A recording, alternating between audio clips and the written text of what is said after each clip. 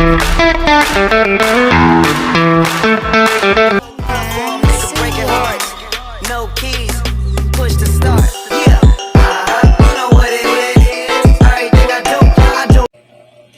day everyone, good day ma'am.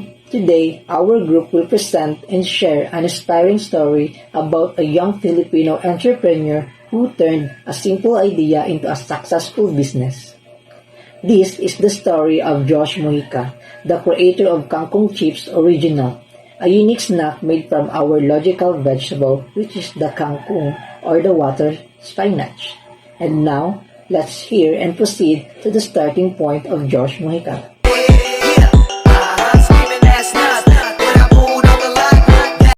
Josh started his business when he was only 17 years old.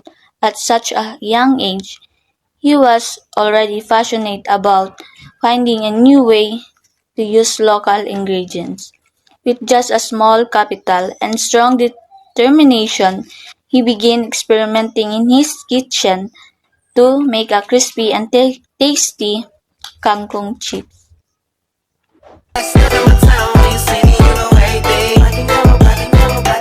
Josh worked hard to perfect his recipe. He wanted his product to be both healthy and flavorful, something Filipino would love to snack on. After several trials and errors, he finally came up with a perfect version of Kangkong Chip Original that gained attention online.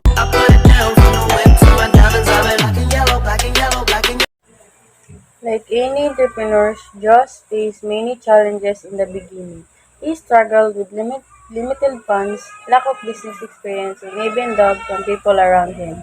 But instead of giving up, he turned these challenges into lessons that helped him grow and improve his product.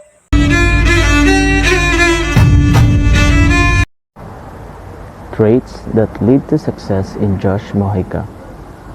Josh's success did not happen overnight. His traits of perseverance, creativity, and hard work played a major role in achieving his goals.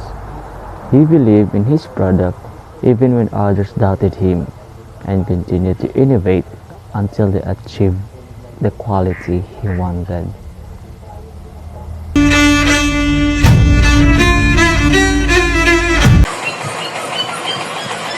Josh used social media to promote his kangkong chips, posting pictures, feedback, and stories about his journey as a young entrepreneur.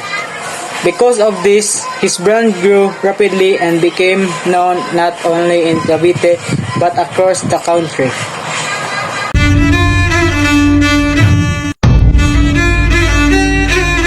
Josh Mojica's story teaches us that success is not based on age or money, but on passion and persistence. He proved that even young people can build successful business if they believe in themselves and work hard for their dreams.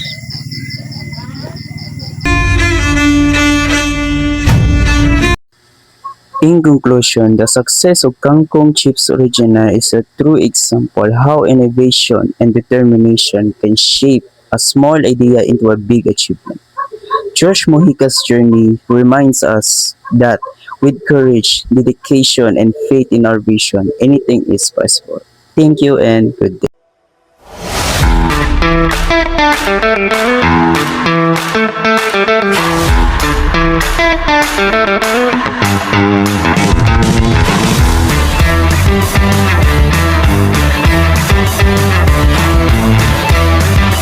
Ako po si Josh Mojica, 18 years old, owner of Kangkong Chips Original by Josh Mojica dito sa Mendez, Cavite.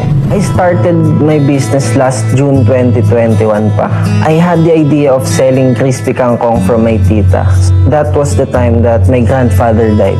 So, tandang-tanda ko pa yung mga huling sinabi niya sa akin na, Josh, alam mo ba, mahirap ang buhay, akala mo ba, kaya huwag mong babaan ang pangarap. So that moment that I realized na may gusto akong mabago sa buhay ko, may gusto akong ma-improve sa life namin, and at the back of my mind, naisip ko din na siguro kung financially free lang kami, baka wala nang mawala sa pamilya. Imagine starting a business with just 500 pesos. Most people would laugh at the idea. Sasabihin nila, ano ba maharating mo sa ganyang halaga? 18-year-old kid na yumaman dahil sa Nagsimula kangkong. sa 3,000 kapital. Rising entrepreneur pala ang 17-year-old na si Josh Moica. Pumitas ako ng kangkong sa likod ng CR namin. Yung mga kangkong doon. Siyempre, inugasan ko naman. Lahat ng nakikita niyong kangkong sa atin yan. Kung kaya ko, mas kaya mo. Tingnan mo na lang ng ganun. Kung kaya ko, mas kaya mo.